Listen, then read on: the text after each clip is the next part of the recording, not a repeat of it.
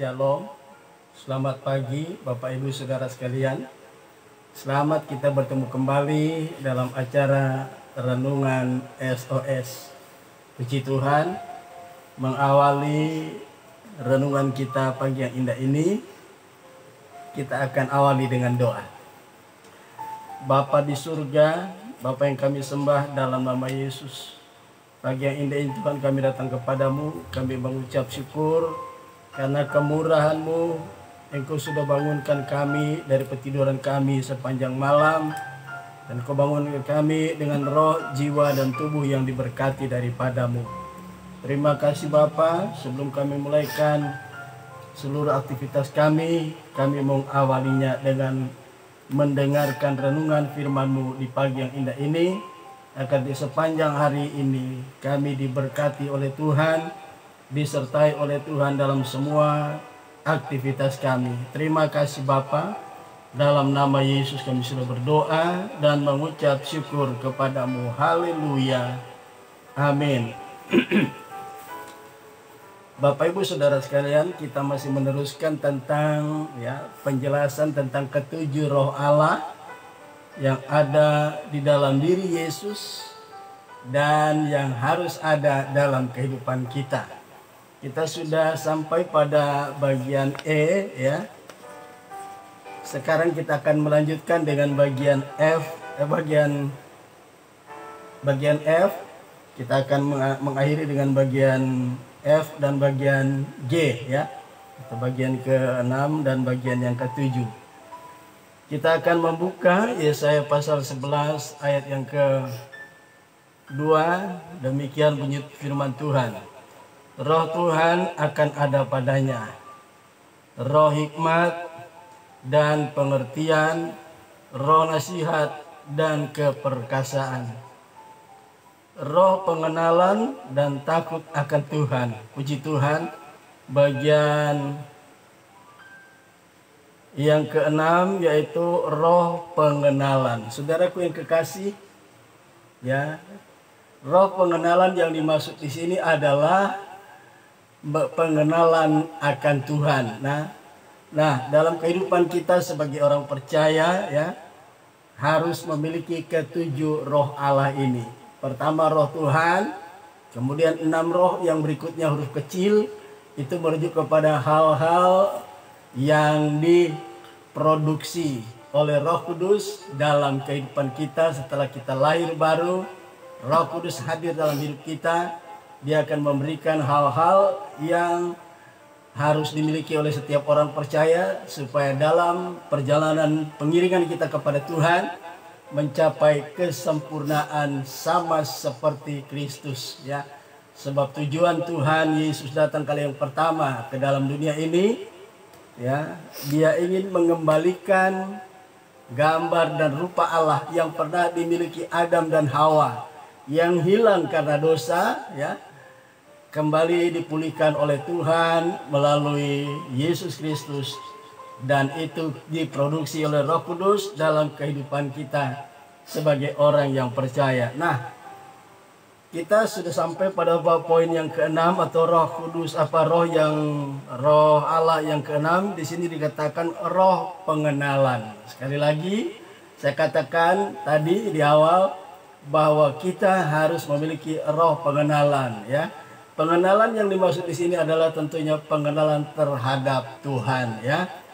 Nah, kita akan buka kembali ya. Sebenarnya waktu yang lalu saya sudah jelaskan ketika saya memberikan judul khotbah tentang bertumbuh dalam pengenalan akan Tuhan yang terdapat di dalam 2 Petrus 1 ayat yang ke-8 ya. 2 Petrus 1 ayat yang ke-8. Kita buka lagi ya ayat-ayat ini ya. Saya akan bacakan. 2 Petrus 1 ayat yang ke-8 berbunyi sebagai berikut. Sebab apabila semuanya itu ada padamu dengan berlimpah-limpah, kamu akan dibuatnya menjadi giat dan berhasil dalam pengenalanmu akan Yesus Kristus Tuhan kita ya. Di ayat yang ke-8 ini di dalam 2 Petrus 1 dijelaskan, jika semuanya itu yang dimaksud itu adalah yang tercatat di dalam 2 Petrus 1 ayat yang ke-5 sampai ayat yang ke-7. Ada 7 hal di sana ya. Untuk mengenal Tuhan dengan baik dan benar ya. Dalam pengenalan kita akan Tuhan harus ada ya ke-7 hal yang tercatat dalam 2 Petrus 1 ayat 5 sampai ayat yang ke-7 ya. Salah satu di antaranya dikatakan adalah roh pengenalan akan Tuhan ya. Di sini dikatakan ayat 8 saya baca kembali, sebab apabila semuanya itu ada padamu dengan berlimpah-limpah, kamu akan dibuatnya menjadi giat dan berhasil dalam pengenalanmu akan Yesus Kristus Tuhan kita ya. Saya lanjutkan pada ayat yang ke-9 ya. 2 Petrus 1 ayat 9, tetapi barang siapa tidak memiliki semuanya itu, ia menjadi buta dan picik karena ia lupa bahwa dosa-dosanya yang dahulu telah dihapuskan ya. Di sini roh pengenal ya, saya baca dulu sampai ayat yang ke-11 ya. Karena itu saudara-saudaraku, berusahalah dengan sungguh-sungguh supaya panggilan dan pilihanmu makin teguh, sebab jikalau kamu melakukannya, saya baca lagi dari awal. Karena itu saudara-saudaraku, berusahalah sungguh-sungguh supaya panggilan dan pilihanmu makin teguh, sebab jikalau kamu melakukannya, kamu tidak akan pernah tersandung. Ayat 11, dengan demikian kepada kamu akan dikaruniakan hak penuh untuk memasuki kerajaan kekal, yaitu kerajaan Tuhan dan Juru Selamat kita, Yesus Kristus. Jadi mengenal Tuhan itu harus dengan sungguh-sungguh agar supaya kita bisa dibuatnya menjadi giat dan berhasil dalam pengenalan akan Tuhan. Di situ salah satu diantaranya yaitu supaya kita ya menjadi seperti Kristus. Yang dimaksud di sini mengenal akan Tuhan, betapa pentingnya kita mengenal Tuhan dengan baik dan benar ya. Itu pada bagian yang keenam ya. Kita harus mengenal Tuhan dengan benar agar kita tidak salah, sebab di hari-hari ini, di akhir zaman ini ada banyak pengajaran-pengajaran sesat yang bermunculan ya. Kristus sudah datang ya, itu bukan baru kali pertama, kali kedua, sudah kesekian kali kita mendengarkan ya. Bahkan di Cina katanya Yesus sudah hadir, datang kembali kali yang kedua dengan wujud seorang perempuan. Ini kan aneh saudara ya. Yesus itu adalah jenis kelaminnya laki-laki. Kok yang muncul di Cina ya adalah seorang sosok wanita saudara ya. Ya, ini yang sangat berbahaya. Hari-hari ini kalau kita tidak mengenal kebenaran Tuhan dengan melalui kebenaran firman Tuhan, maka kita akan mudah terbawa arus pengajaran-pengajaran yang sesat ya.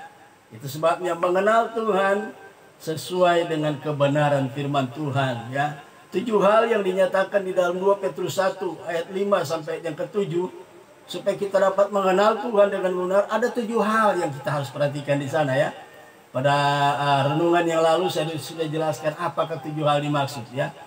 Nah kemudian kita itu poin yang ke-6 yang mengenal Tuhan. Saya tidak akan jelaskan lagi, tapi semua yang tercatat dalam 2 Petrus 1 ayat 5 sampai ke-7. Ke-7 hal itu harus kita miliki semuanya ya, supaya kita dapat mengenal Tuhan dengan baik. Dengan kita mengenal Tuhan dengan baik melalui kebenaran firman Allah, di ayat yang ke-8 dikatakan, bila semuanya itu ada padamu, maka kamu akan dibuatnya giat ya. Kita memiliki antusias yang besar ya, menjadi giat ya. Sebab apabila semuanya itu ada padamu dengan berlimpah-limpah, kamu akan dibuatnya menjadi giat dan berhasil dalam pengenalanmu akan Yesus Kristus Tuhan kita ya. Kalau ke-7 hal yang dicatat dalam 2 Petrus 1 ayat 5 sampai 7 ada pada kita semuanya. Ayat 8 berkata kamu akan dibuatnya menjadi giat ya. Kita semangat dalam melayani Tuhan dan berhasil mencapai kebenaran yang sesungguhnya atau mengenal Yesus dengan sesungguhnya ya. Sebab ada banyak orang tidak mengenal Yesus dengan baik dan benar. Itu yang harus kita perhatikan ya. Itu bagian yang keenam, ya. Sekarang kita akan masuk pada bagian yang ketujuh, ya. Mengenal, di sini dikatakan bagian yang ketujuh, dan takut akan Tuhan. Roh takut akan Tuhan ini penting, saudara, ya. Jadi rasa takut akan Tuhan itu harus dimiliki oleh setiap orang percaya, ya. Yesus memiliki roh takut akan Tuhan yang luar biasa, saudara, ya. Jadi dalam segala hal Yesus setiap kali mau melakukan sesuatu, ya. Sebagai contoh di Yohanes pasal 2, ya. Yohanes pasal 2, di mana kita akan melihat perkawinan di Kana, ya. Orang yang memiliki roh takut akan Tuhan, dia akan berjalan sesuai dengan waktu dan rencana Tuhan. Perhatikan Yohanes pasal 2, saya akan bacakan. Pada hari ketiga ada perkawinan di Kana yang di Galilea, dan ibu Yesus ada di situ. Yesus dan murid-muridnya diundang juga ke perkawinan itu, ya. Ketika mereka kekurangan anggur, ibu Yesus berkata kepadanya, "Mereka kehabisan anggur." Kata Yesus kepadanya, "Mau apakah engkau daripadaku, ibu? Saatku belum tiba." Ya, di sana terjadinya mujizat, ya, terjadi mujizat perkawinan di Kana. Karena apa? Kehabisan air anggur, ya. Tetapi waktu kehabisan air anggur, Yesus tahu, ya. Tapi Yesus belum merespon karena memang belum waktunya dia akan melakukan sesuatu yang di luar dugaan dari perjamuan pesta yang ada di Kana. Ya, melihat anggur yang dipersiapkan oleh yang mengadakan pernikahan itu, perkawinan di Kana, ya, ibu Yesus langsung merespon, saudara. Ya, jadi tindakan Yesus, tindakan Maria ini adalah tindakan yang positif. Ada berapa banyak anak Tuhan melihat sesuatu yang kurang tidak ada, habis, ya, habis. Mereka begitu cepat merespon, ya. Tapi cepat merespon itu baik, ya. Cepat merespon baik. Tapi jangan merespon mendahului waktunya Tuhan, ya. Pada waktu kehabisan anggur, Maria berkata, ya. Maria berkata, ya. Yohanes pasal 2 tadi. Kata ketika mereka kekurangan anggur, ibu Yesus berkata kepadanya, "Mereka kehabisan anggur." Ya, mereka kehabisan anggur. Seolah-olah kalau bisa itu diterjemahkan terjemah bebas, apakah engkau tidak tahu mereka kehabisan anggur? Nah, Yesus sudah tahu, tapi Maria mendahului dengan waktunya Tuhan. Seorang anak Tuhan harus cepat merespon melihat sesuatu, tapi bertindak menurut waktunya Tuhan. Jangan mendahului waktunya Tuhan. Maka Yesus katakan apa? Ya, saatku belum tiba. Mau apakah engkau? Ya, saya baca lagi ayat yang keempat. Kata Yesus kepadanya, "Mau apakah engkau daripadaku, ibu?" Ya, saatku belum tiba. Saudaraku yang kekasih, orang yang memiliki roh takut akan Tuhan, Yesus tahu dia bisa langsung membuat mujizat, tapi saatnya belum tiba. Ya, berapapun kondisi kita, keadaan kita sangat mendesak, ya, menghadapi masalah yang sangat emergensi, harus disediakan, harus ada. Yesus tahu waktu yang tepat. Kita seringkali, saudara, ingin sembuh, ya, ingin mendapatkan sesuatu yang kita inginkan, yang sangat emergensi. Kita mempergunakan cara kita, ya, melakukan cara kita ini salah. Tuhan mau setiap kali kita melakukan segala sesuatu, kita yang memiliki roh takut akan Tuhan, kita harus menunggu kapan Tuhan melakukan mujizatnya. Pada saat yang tepat akan terjadi, saudara. Tempayan-tempayan yang kosong itu disuruh oleh Yesus untuk diisi penuh airnya sampai ke mulut tempayan. Itu air biasa, ya. Yang mereka perlukan adalah air anggur yang sudah habis. Tetapi kita lihat ketika Yesus berkata, "Isilah tempayan-tempayan itu sampai penuh ke mulutnya." Para pelayan-pelayan itu tidak berkomentar, ya. Untung saja pelayan-pelayan itu tidak berkomentar, ya. Kalau saja mereka berkomentar, apakah Anda tidak tahu bahwa pernikahan ini, ya, sudah kehabisan air anggur? Kenapa harus air tawar yang dimasukkan, ya? Untuk para pelayan-pelayan tidak ya, tidak berargumentasi ya, melihat kondisi yang ada ya.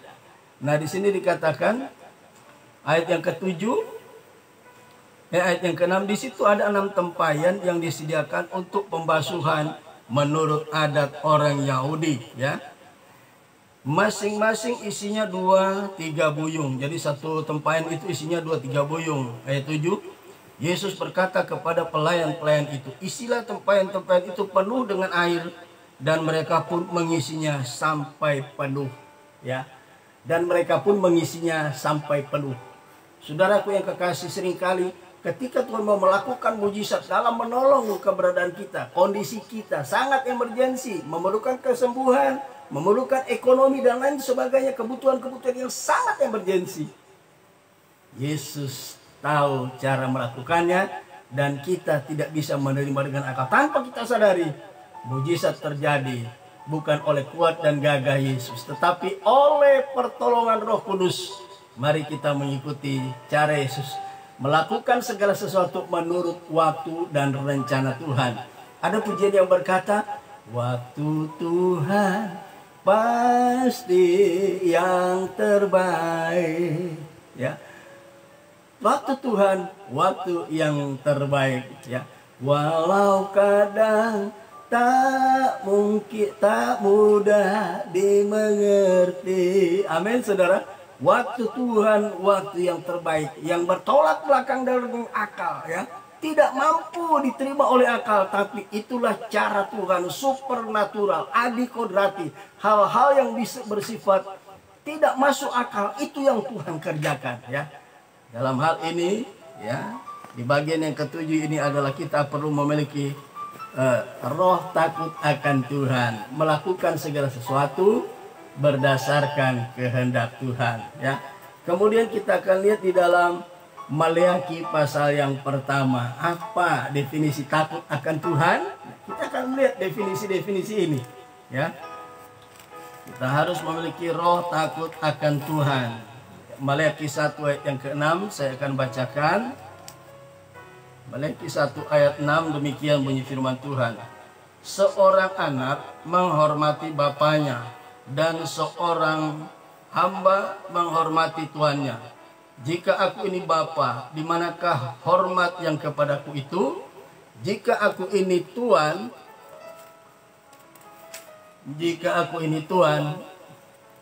di manakah takut yang kepadaku itu? Firman Tuhan semesta alam kepada kamu, hai para imam.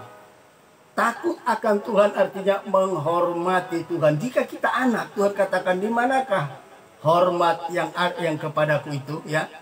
Begitu jika aku ini seorang Tuhan, di manakah gerangan ya? Di manakah takut yang kepadaku itu? Demikian firman Tuhan semesta alam kepada kamu, hai para imam ya. Jadi takut akan Tuhan, memiliki roh takut akan Tuhan berarti menghormati Tuhan. Di beberapa waktu yang lalu saya sudah membahas tentang ini. Takut akan Tuhan, saudara, ketika kita dalam ibadah ya, menghadiri suatu ibadah, kita harus menyadari dengan sepenuhnya bahwa Allah ada di tengah-tengah persekutuan orang percaya. Kalau kita menyadari bahwa Tuhan hadir di tengah-tengah perkumpulan orang percaya ya, di 2 atau 3 orang dimanapun di seluruh kolong langit ini, dia ada sebab dia maha hadir. Kalau kita menghormati suatu ibadah, begitu kita sampai ke tempat ibadah, jangan sampai kita keluar masuk di tempat ibadah ya. Jangan mondar-mandir kemana-mana ketika ibadah sedang berjalan. Dengan demikian kita tidak menghormati dan takut akan Tuhan ya. Di dalam 1 Timotius 3 ayat 16 di sana dikatakan ya. Kita akan lihat 1 Timotius 3 ayat yang ke-16 ya. Kita perhatikan bacaan ini. 1 Timotius 3 ayat 16 dikatakan, dan sesungguhnya agunglah rahasia ibadah kita. Saudara tahu, ibadah orang Kristen ibadah yang begitu agung. Sebab di dalamnya ada 6 rahasia di sana, saudara. Ya. Yang pertama, Yesus ada dan hadir di tengah-tengah persekutuan orang percaya. Dia itu maha hadir. Coba saudara bayangkan kalau saudara misalnya diundang oleh katakanlah Pak Camat, kita mendapatkan undangan khusus, ya, diundang ke pertemuan dengan Pak Camat. Ketika Pak Camat sedang memberikan pengarahan-pengarahan terhadap masyarakat yang ada, lantas ada orang keluar masuk jalan ke sana kemari, saya percaya, ya, orang itu pasti akan ditangkap oleh security untuk diasingkan, disingkirkan. Kenapa? Sebab itu mengganggu konsentrasi orang yang sedang mendengar apa yang sedang disampaikan oleh seorang camat. Ya, seorang camat aja dalam pertemuan seperti itu, saudara, memberikan pengarahan kepada masyarakat, itu harus dihormati, ya. Sebab ada seorang petinggi, pejabat tinggi negara, dalam hal ini di dalam satu daerah, ya, camat sedang hadir memberikan pengarahan-pengarahan. Mereka begitu tertib, ya, sehingga tidak ada yang berisik, saudara. Ketika sedang disampaikan ceramah-ceramah oleh seorang camat, apalagi raja di atas segala raja ada di tengah-tengah kita sebagai umat pilihannya. Ya. Ibadah kita harus begitu tertib dan teratur, saudara. Kita nggak boleh masuk keluar tempat ibadah, ya, tidak boleh berisik. Ya, bahkan ada di sementara ibadah berlangsung orang pada ngobrol, ya, menceritakan sesuatu yang tidak ada hubungannya dengan ibadah tersebut. Salah satu kasus yang terjadi di Korintus adalah apa? Ketika seorang hamba Tuhan sedang menyampaikan kebenaran firman Tuhan, terjadilah hal-hal yang tidak baik, yaitu apa? Mereka berisik. Biasanya wanita-wanita yang ada di Korintus, kalau mereka tidak mengetahui, mereka suka bertanya kepada suami mereka. Di sementara satu perkumpulan ibadah itu ada ibadah sedang dijalankan, ada seorang hamba Tuhan yang sedang menyampaikan firman Tuhan, mereka berisik.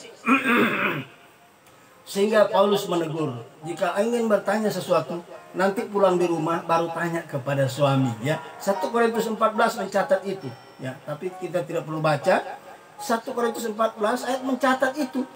Perempuan-perempuan kebiasaan mereka dalam pertemuan-pertemuan, jika mereka tidak memahami, tidak menangkap apa pesan yang disampaikan oleh penceramah atau seorang hamba Tuhan yang sedang berkhotbah, mereka suka tanya sama suami mereka di tempat ibadah. Jadi suasana ibadah mengganggu orang lain, konsentrasi orang lain terganggu, ya. Nah, mari kita di hari-hari ini, saudara, milikilah roh takut akan Tuhan, menghormati Tuhan lebih dari segala-galanya, sebab Dia raja di atas segala raja. Lebih spesifik, kita ini adalah ciptaannya, maka sudah seharusnya, wajib hukumnya kita menghormati ibadah-ibadah yang kita hadiri, ya. Sebab di sana ada Tuhan yang hadir di tengah-tengah kita. Itu sebabnya firman Allah mengatakan ibadah yang kita lakukan adalah ibadah yang agung, ya. Satu-satunya ayat yang berkata ibadah kita adalah ibadah yang agung di PL tidak ada, saudara. Di PB inilah satu-satunya, ya, yang mencatat mengatakan, dan sesungguhnya agunglah rahasia ibadah kita. Ibadah kita itu begitu agung karena ada rahasia yang tidak disadari oleh orang banyak. Rahasia itu salah satu di antaranya adalah apa? Kehadiran Tuhan kita di tengah-tengah ibadah yang sedang kita lakukan, ya. Baik ibadah raya, ya, baik ibadah rayon, baik ibadah kolom, ya, baik ibadah kaum bapak, kaum ibu, ya, kaum muda remaja, ya, anak sekolah minggu. Seringkali orang anggap remeh anak sekolah minggu. Di mana ada ibadah apapun bentuk ibadah itu, Tuhan hadir di tengah-tengah mereka. Amin, saudaraku. Mari di hari-hari ini kita memiliki roh takut akan Tuhan, ya. Nah, saya akan memberikan kesimpulan dalam poin yang kelima tentang ketujuh roh Allah ini. Pertama, roh yang pertama yang harus dimiliki adalah roh Tuhan, yaitu Roh Kudus ada di dalam hidup kita sejak kita percaya lahir baru. Roh Kudus, Galatia 4 ayat yang ke-6 berkata, Bapa di surga menyuruh roh anaknya masuk ke dalam hati kita. Ini roh yang pertama. Ya, kita melihat apa ketujuh roh itu. Ya, ini roh yang pertama, yaitu pribadi Tuhan sendiri melalui kehadiran Roh Kudus di hati kita. Yang kedua, ya, roh yang kedua dipakai huruf kecil R-nya ya. Roh yang kedua adalah roh hikmat. Orang percaya yang sudah lahir baru sungguh-sungguh ada di dalam Tuhan. Yang kedua yang akan diberikan oleh Roh Kudus adalah apa? Hikmat Tuhan. Supaya dengan hikmat Tuhan kita mampu membedakan mana kehendak Allah, mana yang bukan. Mana yang benar, mana yang salah. Ya, Salomo, dia pengen tahu mana ibu yang benar dari anak yang masih hidup. Ya, yang sedang diperebutkan oleh dua perempuan Sunda. Dia bilang, ambil pedang, berikan kepadaku. Setelah Salomo mengangkat pedang, akan membelah dua bayi yang hidup itu. Ibu yang sejati dari bayi yang masih hidup itu berkata, Tuanku, jangan belah anak ini. Ya, biarkan anak itu hidup, berikan kepada ibu itu. Apa yang terjadi? Dengan hikmat yang daripada Tuhan, Salomo berkata, berikan anak ini kepada ibu itu. Apa yang terjadi, saudara? Hikmat Allah mampu membedakan mana yang benar, mana yang tidak. Ya, puji Tuhan. Kemudian roh yang ketiga adalah roh pengertian. Kita mampu memahami pengajaran-pengajaran firman Tuhan.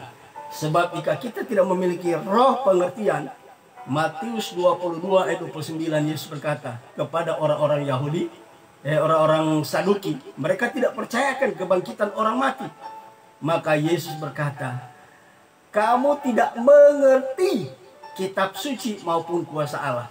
Dengan kita tidak memahami, tidak mengerti, tidak memahami kebenaran firman Allah, kita akan mudah tersesat. Kenapa? Jika kita tidak mengerti kebenaran firman Allah, kita akan menjabarkan satu ayat keluar dari konteksnya, itu sudah sesat. Bukan cuma keliru, bukan cuma salah, tetapi memang sesat. Sebab kita tidak mengerti kitab suci. Banyak orang membahas kebenaran firman Allah, satu ayat dibahas keluar dari konteksnya, itu sudah tidak benar, sudah menjadi bias.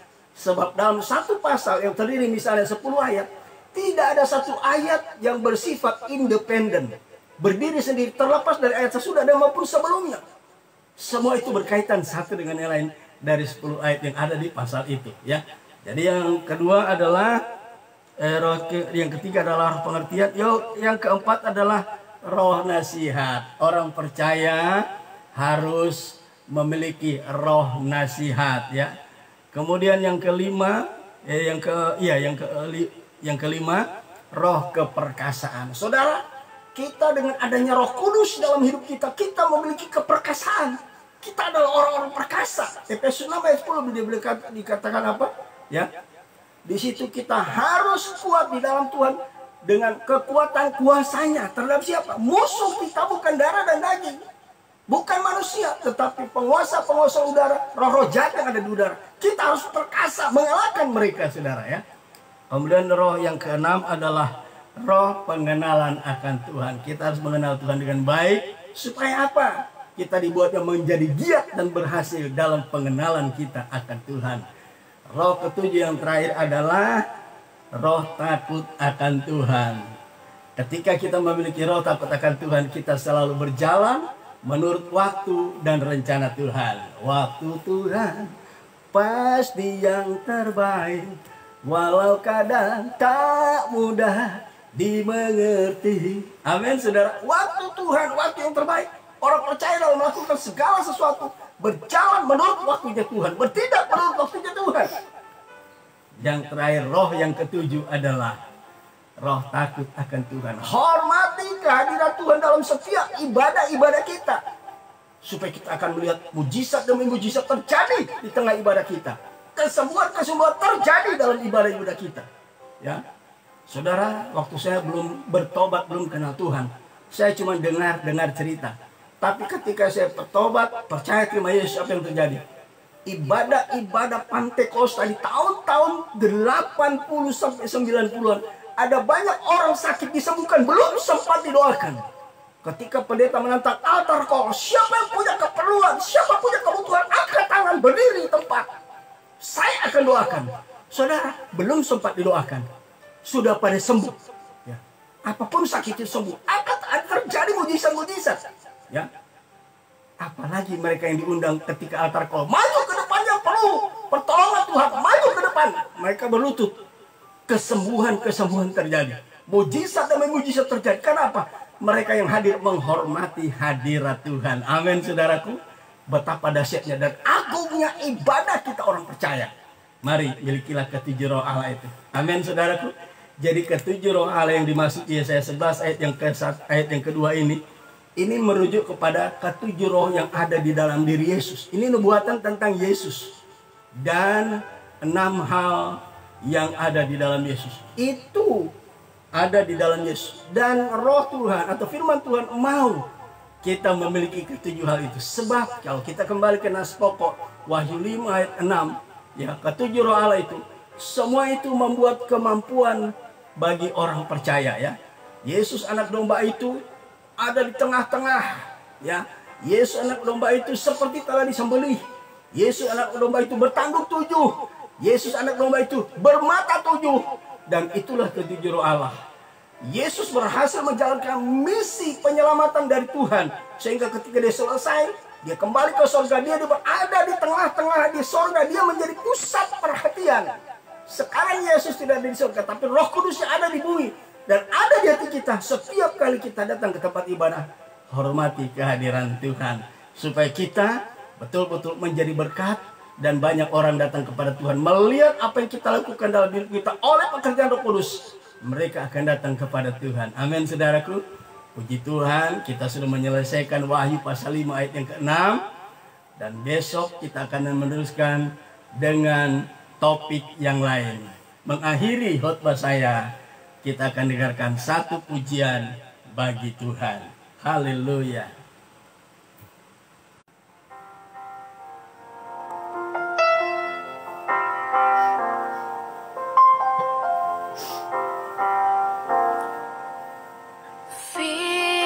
Firman-Mu berita bagi kakiku, terang bagi jalanku.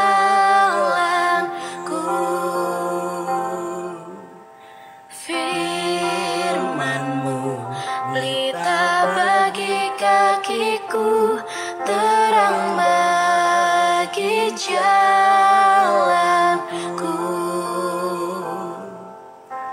Waktu ku bimbang dan hilang jalanku, tetaplah Kau di sisiku. Dan takkan ku takut, asal Kau di dekatku, besertaku selamanya. Oh, firman-Mu berita bagi kakiku, terang bagi jalanku.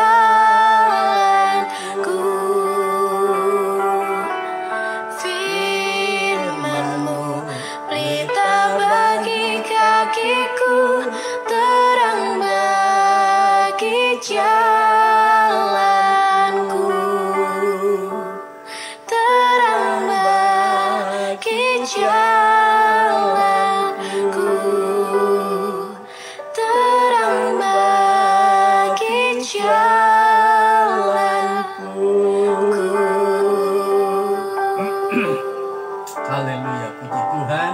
Firman Tuhan adalah pelita bagi kaki kita dan terang pada jalan kita. Haleluya. Kita satu di dalam doa. Bapa di surga, terima kasih Tuhan. Kami sudah menyelesaikan Tuhan kebenaran firman-Mu dalam uraian-uraiannya Wahyu pasal 5 ayat yang ke-6. Biarlah firman Tuhan kita dalam hati kami. Terlebih Engkau memampukan kami mengaplikasikan dalam hidup kami hari lepas hari. Terima kasih Bapa, terima kasih Tuhan. Di dalam berkat nama Yesus Tuhan dan Allah kami sudah berdoa dan mengucap syukur kepadamu. Haleluya, haleluya. Amin. Puji Tuhan, Tuhan Yesus memberkati. Sampai kita ketemu besok hari dengan topik yang lain. Haleluya. Amin.